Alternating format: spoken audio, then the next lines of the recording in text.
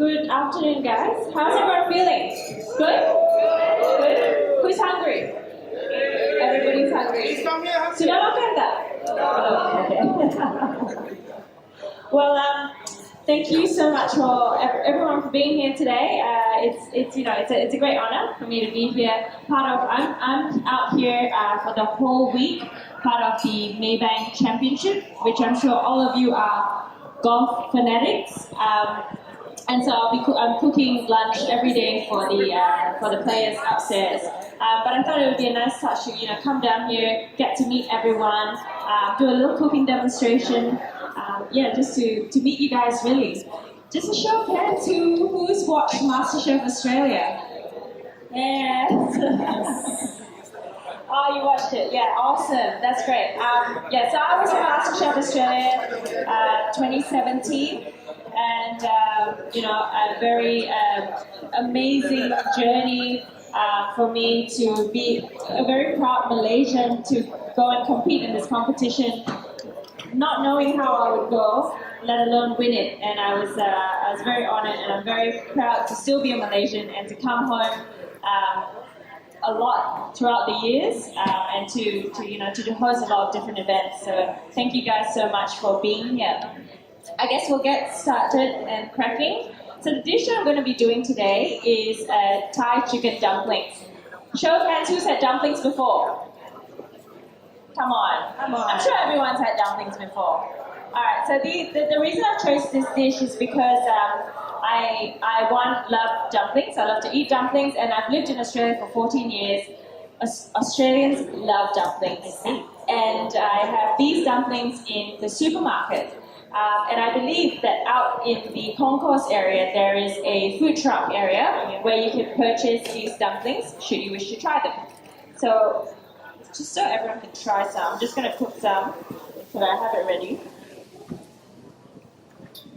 Okay, so the first thing I'm going to show, can everyone see? Yeah, perfect.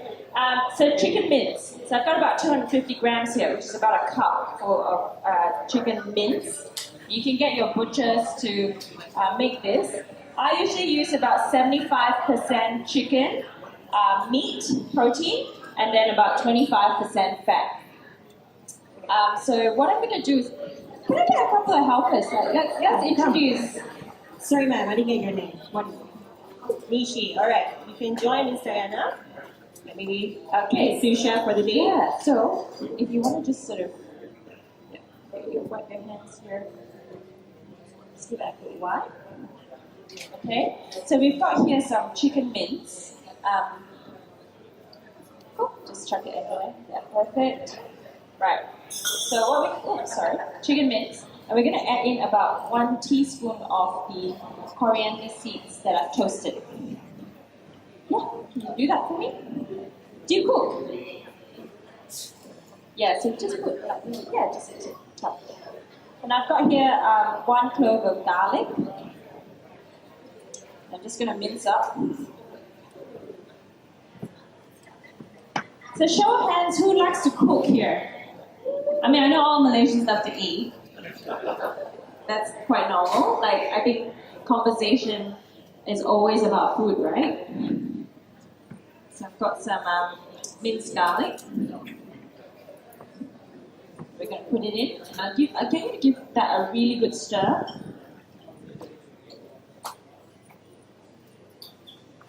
Okay, Diana, while you're cooking that, I'm just going to Of course. chit chat with you. So tell us, what have you been doing ever since you won MasterChef 2017 Australia? Cookie. Besides. Well, what I've been doing is basically after I finished, I got pretty swamped with a lot of working with different brands, both locally in Australia and internationally. Okay.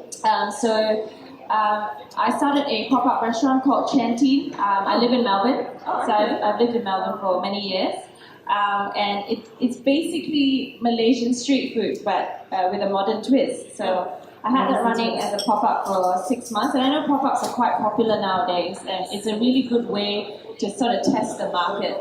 So I had that for 6 months, it went really well. I'm just going to add in my coriander roots into the... So I'm in the midst of opening a new venue in Melbourne. Oh, I see. Hopefully one day in Malaysia. I'm working on that. Yes, we are hoping for that too, I think. So how many, so you were saying that it's a pop-up, how many of that do you have so far in Australia? Oh, I had one in one particular venue, and it went for 6 months. I see. Yeah, and after that, I did a tour around Australia, and I've got them in two of the biggest supermarkets there, Coles and Woolies. I see. And hopefully, I'm working on bringing them into Malaysia, importing them. So, Nishi, you've got that. Is it Nishi, right? Yeah. Okay, so now I'm going to add in the cafe lime leaves. And these are really fragrant. I'm not sure whether they've got the cafe lime in the front. But, Okay, actually, some of you do not know this. Just quick fun fact. The ingredients that Diana is actually using is from Maybank Urban Farming Initiative. This is especially from Maybank. So I'm just going to give a bit of context of that. Yeah? Maybank has always been supportive of environmental cause in its CRR programs. Through this initiative, Maybank encourages the staff to grow their own food through urban farming for self-sustainability while greening the earth for a future generation. Aligning with Maybank's humanizing mission to be at the heart of the community, proceeds of urban farming have been donated to the beneficiaries from Rumah Tiga Kasih and Tong Sim Senior Care Citizen to upkeep their livelihood. I love that. Just a quick fun fact. I love cooking. So my background is Baba Nyonya, Peranakan. So yeah, so my parents are both from Penang. Oh, okay. And when I grew up, we used to have a herb garden outside, at the back of the house, and we used to grab all the herbs, and we have ulam every night, and that was like our salad. But I absolutely love working with vegetables, and it's also quite healthy. So yeah, I think it's how are Australian people handling? I mean, like, do they accept the food? You go for your canteen food. Like, do they accept it? Do they enjoy it? Yeah, I mean, I think Australia, in particular Melbourne, is very open to eating Australian. Any Asian cuisine. So who's been to Melbourne here? Anybody? Yeah, and would you agree that like Melbourne has a lot of good Asian food? Yeah, in fact, like Vietnamese cuisine is so big in Melbourne. So it's one of those things. So just to recap, I've got some chicken mince in the bowl, about 250 grams. I've got some the stalks of the coriander. Now you can use the top to garnish, but I love the bottom because there's so much flavor in here. When you make paste and tom yum, like all the flavor is actually in the bottom. The same as lemongrass, it's always the white part because it's less fibrous, and then the top you just bash it and you put it in as well, so it gives it a bit more smell and flavor. But the flavor is mainly all on the bottom, so it's very little wastage, So just to recap, so 250 grams of mince. I've got some coriander root that I've chopped up, some garlic, some shallots, coriander seeds that have been toasted, cafe lime leaves, which were thinly sliced, and then a pinch of sugar. Now I'm just going to add in just a little bit of corn flour, just to bind it all together. Now, dumplings is such a good thing to do because you can do it in advance and then you can freeze it. So you can actually get your whole family involved, get your kids to come up, fold some dumplings, and then put it in the freezer, and you can have it anytime you want. So it's actually very easy to make. Yeah. Beforehand, right? So we're going to use some of these dumpling wrappers, and I'm a bit, I haven't actually made these dumplings. These wrappers. I can't take credit for that, but it's very easy to make. They're just egg, water, and flour, pretty much. Mix it together, and then you have to roll it. So ain't nobody got time for that. But alternatively, you can go to the supermarket and buy these things. Okay, so we're gonna get Sylvia, is it? Yeah, let's get Sylvia. And she say we're gonna fold some dumplings. Chilies will do for the sauce. So what we're gonna do is, Sylvia, we're gonna fold some dumplings.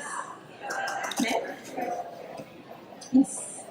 So we'll get you to wipe your hands a little bit. I've got some gloves here, so you want to put that on. The challenge is the folding part. Yes, it is, and it's all about technique, and practice makes perfect, right? So the more you do it, the better you get at it.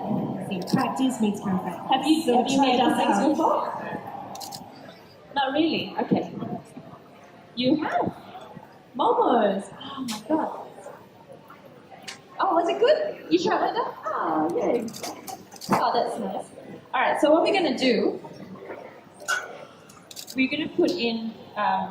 The trick is to not overfill the dumplings because then you don't get to seal it properly. So you think about making tortellini or ravioli. You don't want to overfill it because then the skin breaks. But you don't want to underfill it as well because then there's too much air pockets, and then when you eat it, it's not really good because there's not enough filling. So you need to get the ratio right. So it really depends on the size of your dumpling wrapper. I think here it's about an 8 centimeter in diameter. So I'm gonna go about a tablespoon of mixture right in the middle, like so. So I'm gonna go there as well. Okay. See that the chili has not been put in yet. Would that be No, the enough? chili will do it for the sauce. Oh, I see. So yeah, we'll keep that a little bit optional. All right. So now what we're gonna do is we're gonna index finger to push it down, and then the other two, the middle finger and your thumb, push it together, and then you fold it across. So there you get the pleats. You see? Do you know what I mean? Yes, you're getting it. Yeah. Yep. You find whatever way it is comfortable. In fact, you can look nok mam, and in Thai it's called nam jim, and it's essentially the same thing. The base is the salty element from the fish sauce. You have the sour element from the lime juice, and then you have the sweet from the palm sugar, or otherwise known as gula melaka. Yeah. How many ingredients do we have for the sauce here? So we have 5 ingredients. So I've got some chopped up coriander, some chili padi. So make it as hot as you want. But I'm gonna have a look at the front here because I think I saw some basil, and I think basil will go really well. Anyone? Do you have any? So I think basil will go really well as a garnish. That side. This side. Okay, perfect. So we're gonna grab some of this. How are we going, ladies? Oh my god, look at her! Jeez. Wow! Look at that, you're a pro! Amazing! Okay, thank you so much. Awesome, thank you. Yeah, you can just do that. Alright, so I'm gonna finish off the sauce. What we have here is palm sugar. Okay. So I'm going to put about a tablespoon of that in there, just to mix it up. So they can do this after they roll up the dumpling. They can just do. Focus on the other things, the cooking. And then we're just going to put in like 3 tablespoons of lime juice and a couple of tablespoons of fish sauce. Okay. And we're just going to stir that until it dissolves. Come back to that. I'm going to check on the dumplings that I was cooking earlier to see if they're done. Okay. So what we're going to do is we're going to cook a few more. How long does it take to cook? So if you cook from frozen, it should take about 10 to 12 minutes. It should take. So the whole idea is to cook it. Basically, there's a few ways of cooking it. You can steam the dumplings, you can pan fry them, you can even boil them. So there's many ways of cooking it. So the trick is to, if you're gonna pan fry them, to use a non-stick pan, so it doesn't stick. So in the pan, put some oil. Then you put your dumplings in. So the reason I'm doing this is because I want a crusty bottom. So we're gonna put the dumplings in for a minute. Put them in. Let that do its thing. Alright, then now we're finishing off the sauce. Everyone still see me? Yeah, cool. Perfect. Okay. And then we're gonna add in the chili padi. This is optional, right? I mean, I know most Malaysians love spicy food. You can de-seed them. Entirely up to you. And then some of the coriander roots. Put it in. And that is essentially your sauce. I see. Yeah. Yeah, that's it. Wow. So fish sauce, lime, sugar, brown. If you don't want to use palm sugar, use brown sugar, and that's absolutely fine as well. So we've got that, which I've already mixed earlier. Try that. Put some of that in.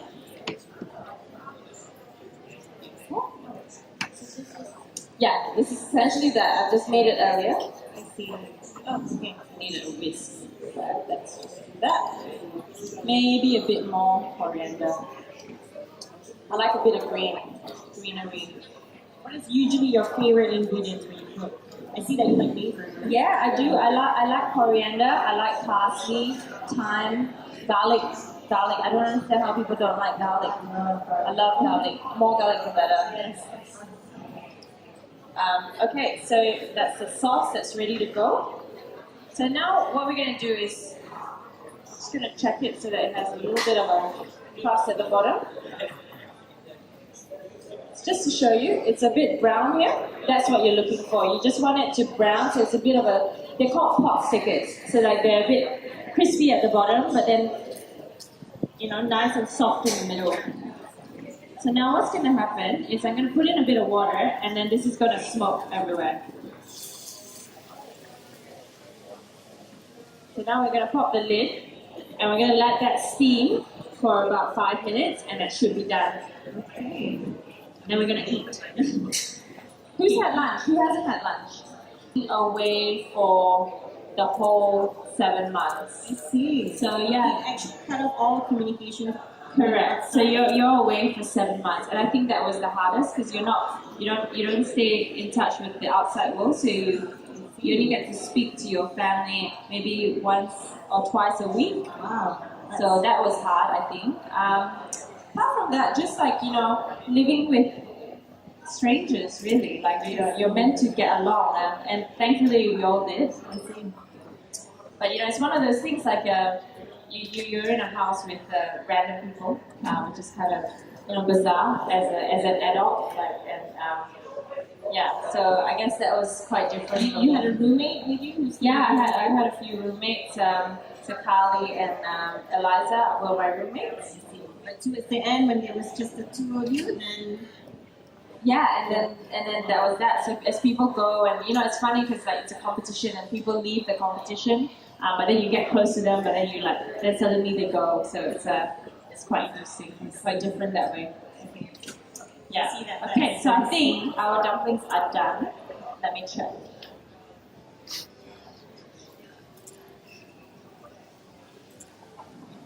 cooked already. So we're looking for our golden brown, I believe. Yeah, we're looking for, you can tell when the skin goes like a little bit translucent, that it's finished basically. So is it advisable that they always monitor the cooking as they're cooking it, or should we just leave it for 5 minutes and check on it later? Look, you can leave it as long as you have enough liquid in the pan. You don't want the house to burn down. You want to come home to a house that's you don't want to burn a house down for cooking dumplings, that's for sure. Especially from what Diana just thought. So we did not want to have to do that. So is that how you check if it? Well, I mean, you can check one and then that's definitely done. So it's golden brown on the outside, and then I'm gonna crank the heat up, and it should take no more. Let's just be safe, 2 minutes. Because these were cold when I put them in, and as I was saying, if it's cooked from frozen, it should take around 10 minutes to cook. But if fresh, it should take around 5 to 6 minutes. See. Yeah. So, any advice that you would give to young, aspiring? Yes, aspiring. I think this one everybody would ask you. Yeah, I mean, I think it's all very individual. I think if you love something, a passion. For me, cooking was my passion, and I'm very, very lucky to be able to make it my career. Yeah, I'm very lucky. Yeah. So, and also, after winning in Australia, you know, the Malaysians were so proud. Everyone was so proud. Like, so it's pretty amazing, you know, to have that sort of response and to come back here every time and be welcomed, you know. So yeah, I'm very lucky for that. Okay, I think our dumplings are done. I'm gonna switch it off. We're gonna get a few. Is there any questions? If you have any questions, Sorry guys, the floor is open. If you guys have any questions throughout that you guys want to have Diana to answer, please raise your hand. I'll come to you. Any questions from the floor? Any questions? Asad, any questions? No? Okay, I'll come to you. Alright, ma'am, what's your name? I just want to ask you, are you going for MasterChef US? Am I going to MasterChef US? Yeah. No, I'm not. No, but I am actually working on a project in Dubai. So there's a new restaurant, MasterChef restaurant, opening in Dubai, which I'll be going there in around October, November. So I'm really excited for that. Thank you. Alright, any other questions from the floor? Where did Nishi go? Oh, she's gone. Oh no, she's getting ready to test your food actually. Okay, Nishi. We're gonna get you to come and test your cooking. I can see that it's already ready. Finishing touches. It's all done. It's done. So we're gonna get. Can we get maybe, we'll get 5 people up maybe. Who wants to try this? This is a good opportunity. Come. We have Sashi here. Sashi, come up. Sashi, come. So guys, let's give her a round of applause. So Sashi and I are both here for the cooking for the whole week, as we were saying. Sashi will be here demonstrating tomorrow. So we're alternating. So Sashi, then myself again on Saturday, and then Sashi on Sunday. There you go. Oh, you've got one. All right. I'll put the sauce for you.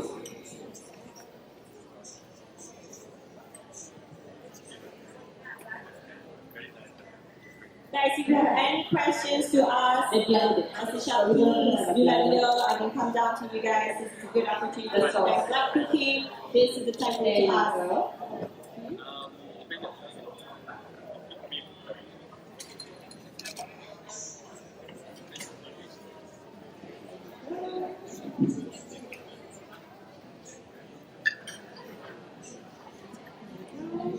One more. You just want to spill the spotlight. I think the first is the always taste first and see whether everything is fantastic. Alright. Okay. Thank you guys. So thank you guys for joining. Please give another round of applause.